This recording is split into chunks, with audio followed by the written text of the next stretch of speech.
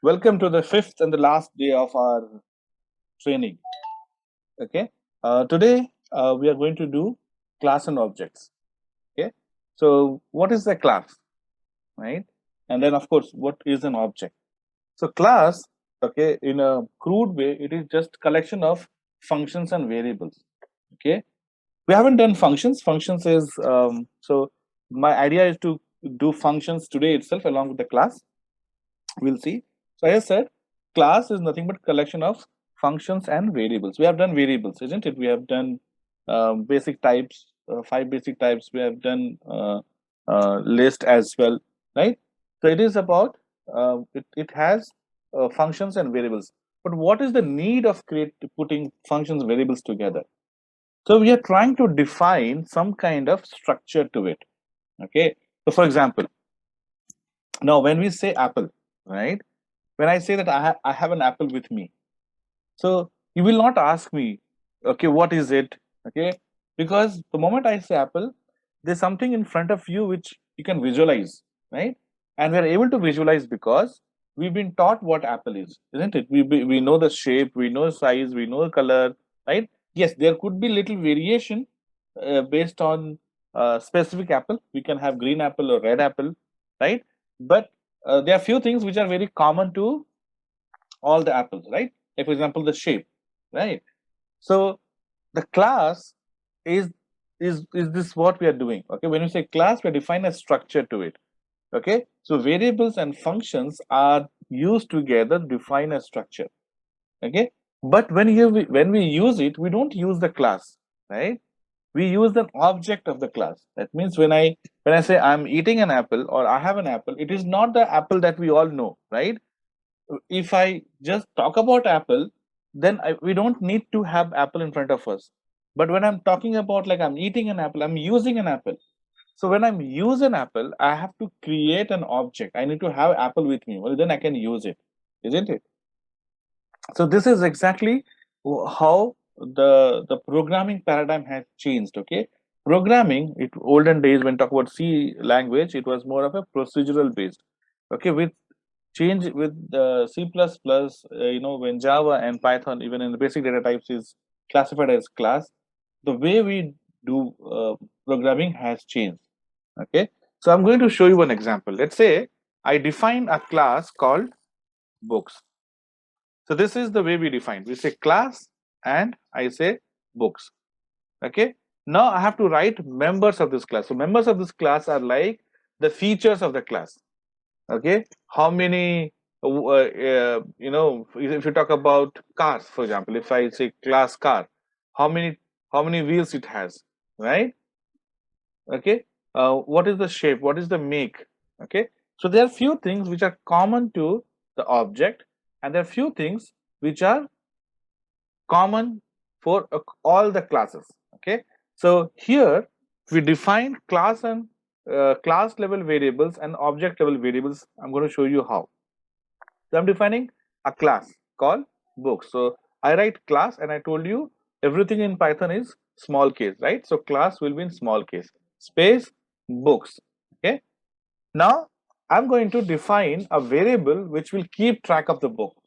Now, if I have to keep track of the book, okay, whether I have one book or two book or three book or 10 books, 100 books or no books, this variable has to be independent of the object.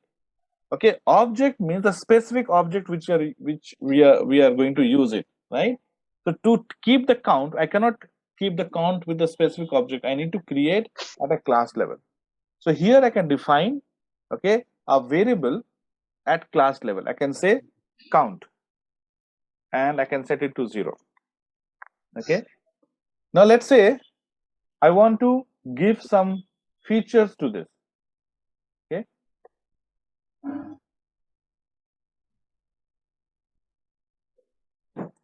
okay, so when I give features to it,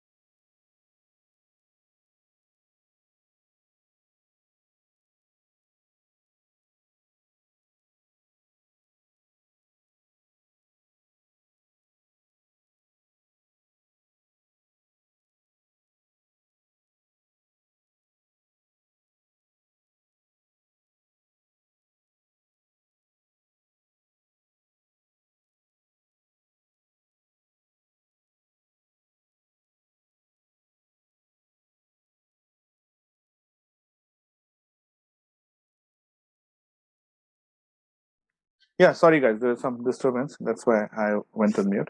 Okay, so I'm defining a variable count, okay, and which I plan to use for object level. Okay, now I can define a function. Okay, now let's say I define a function which will take the default values. Okay, so let's say I can call it as def initialize. Okay, I'm going to define something called as initialize. So when we create an object, okay, I want to pass this information. So I'm going to say def initialize, and I want to see. So it already automatically added self. Okay, so PyCharm and other IDEs will automatically add self, indicating that this function is an object level. Okay, so the differentiate between object level and class level, we use self. Okay, so let's say so it added self. Now I want to pass title of the book, and I want to pass author of the book, and let's say I want to pass price of the book. Okay, let's say these are three things I want to pass to the object, and these will be specific to the object. That means each book that we're going to create will have these specific values. Okay, now how do we assign the values to this? So we say self comma title equal to title. A self comma title. So this title on the right hand side is the variable that is being passed to this function. So function is a set of commands, okay, and these are the input parameters. So when I'm saying self dot title, that means self dot title has become the variable of for the object, okay, and the value to this is being passed to the initialize function. Okay, so I say title, and similarly, I will define other three variables as well. I'm going to say author equal to author, okay, self dot price equal to price, okay, and this is it. Okay, so this definition or the function is inside the class. So I'm writing with a tab, and these statements are inside the function. So there's one more tab here. Now let me define one more function which is going to give me the output from this. Okay, so I'm going to say def output func, something like this I'm going to say, and this doesn't take anything, and it will simply tell me, okay, print my title is, okay, title and my, okay, my title is this, author is this, and price is this. Now I'll use f string here, so I'll say f, and title is self dot title. Okay, then I'll do self dot author, and I'm going to say self dot price. Okay, so now when I run it, nothing is going to happen because classes are created, but only when we call them we can see some action being happening.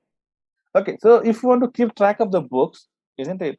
So what I'll do is this is initialize. This is when we want to call this function to initialize the object. Okay, so what I'll do, I'm going to print this value here. I'm going to say count. Okay, so here, so Python is unable to know whether this count is an object level or class level, right? So either we say self dot count to indicate it's object level. Okay, in this case, of course, it's not an object level; it is class level. So I'm going to use class name. Okay, so I'm going to say books dot count. Okay, plus equal to 1. Okay, so this is how an class or a class is defined. Okay, so when we learn something, right, when say apple, car, bike, bus, this is what we learn. You know, when we are shown the picture, these are the things that our mind reads actually. Okay, the characteristics. Now to use it, when you see a bus, okay, when you see a bus, you say, yeah, that's a bus. How do you say that's a bus? Okay, for that we need to create object. How do we create an object? I'm going to say book 1. This is an object, and I'm going to say books. That's it. Okay, it's books. Okay, I'm going to say book 1 equal to books. Okay, and here I will initialize. I'm going to call initialize, right? So I'm going to say books. Okay, and this object is created. Now I will call book1 dot initialize. Initialize, okay, so self is for the object level to indicate that it's object level function. So we don't have to pass into anything to self, to the self. We need to pass a title. Okay, so I'm going to say learn and practice Python programming. Okay, this is the title. Author, I'm going to say, okay, and price, I'm going to say, okay, so price, let's make it as integer. So I'm going to say 300. Okay, now let's run and see what happens. Okay, object is created and initialize is initialize is called. Since initialize we are not doing anything, right? We are not printing anything. I mean, we are doing a lot of things here, but we are not printing, right? So of course we didn't get anything. Now what I'm going to do, I'm going to call this output function. Okay, let's create one more object. I'm going to create book2. Okay, and I'm going to say book2. Maybe I'm going to say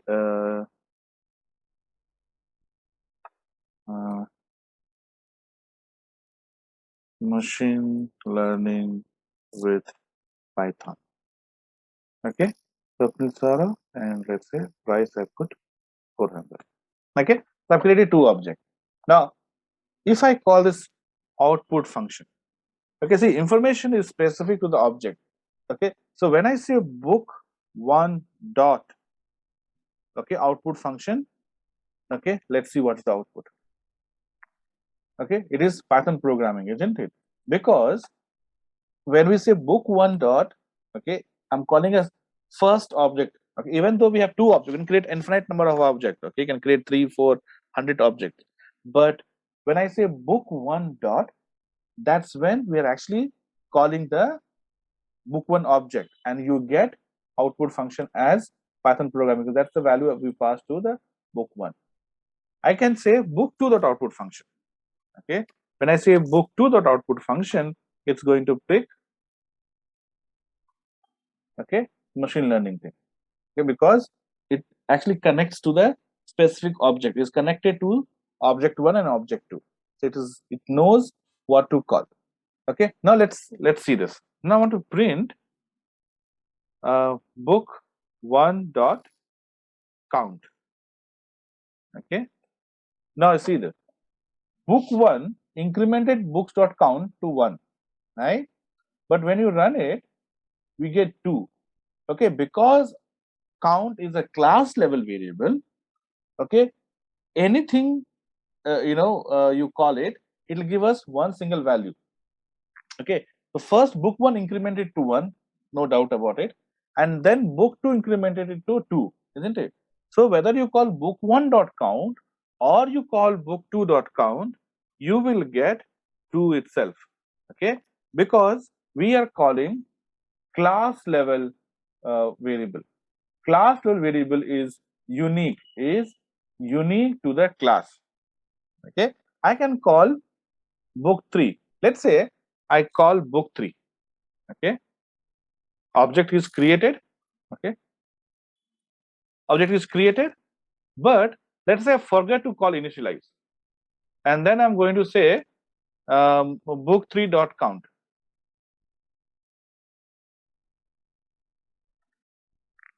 Okay, what will happen? It gave 2 only. Okay, because we did not initialize, we did not increase, right? We did not increase the count of count. Okay, we forgot, right? So what Python says is, we'll create a default function called initialize, which you will not have to call by itself. Okay, so see, when you create a function, of course we can do it without the inbuilt initialize. We can write our own initialize and we can do our work. But the problem here is we have to call it, and sometimes you might forget, right? If you forget, even though we have 3 objects, 3 books should be there, but we are getting only 2 because we did not call initialize. So Python says, okay, that whenever you are calling this object, when you're creating the object, okay, this is where I'm creating the object. Okay, so whenever you're creating the object, I want to initialize at that very moment, so that there's no chance to forget, right? So for that, we have something called as inbuilt function called init, okay, which stands for initialize only double underscore init init. Okay, init is automatically called when we call this. Okay, so when I run this, let's say I comment this initialize. The moment I run this, it will say init missing 3 required positional arguments: title, author, and price. Okay, so here I'm going to copy this and put it here directly. Okay, here I'm copying this and put here directly. Okay, now when we run it, okay, book 3 has problem. See, now if you define as init, it will not let you forget. Okay, there is no way. If you forget, it will give you error. What I'll do is I'm going to put information to this. I'm going to say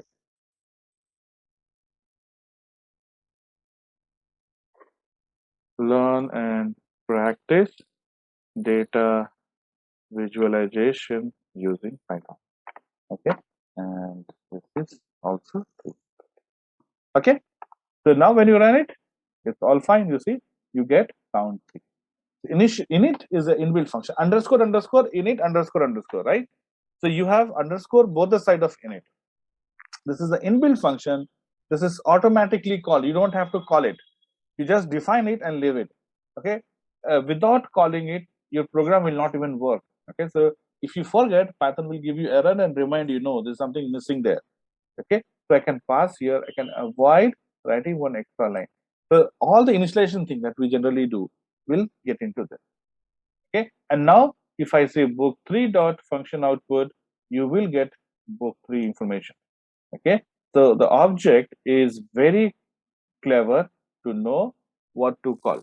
Okay, so when I copy this and replace here, I'll say book 3 dot output func.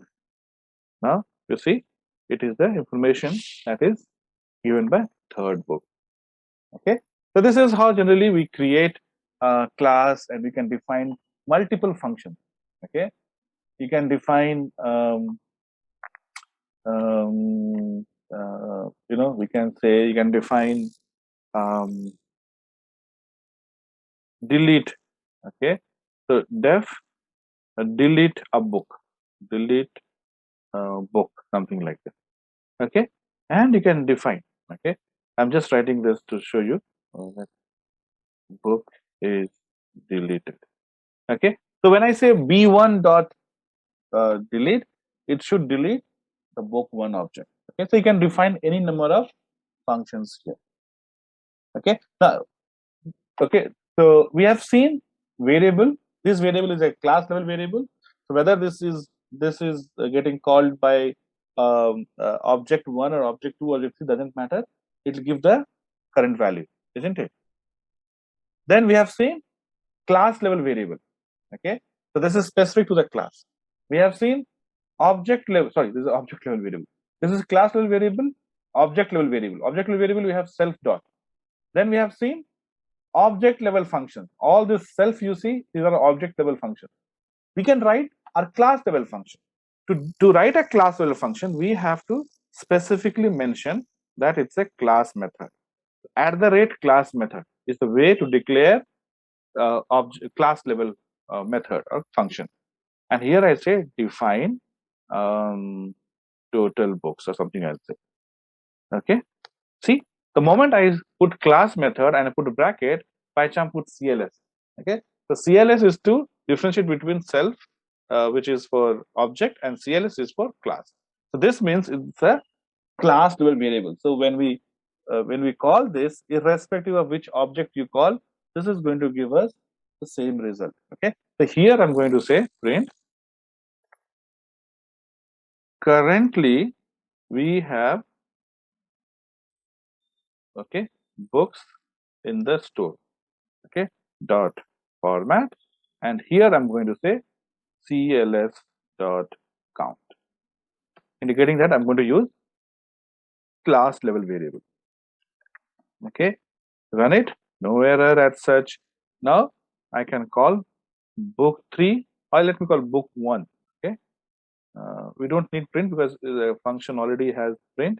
I'm going to say book 1 dot total book, right?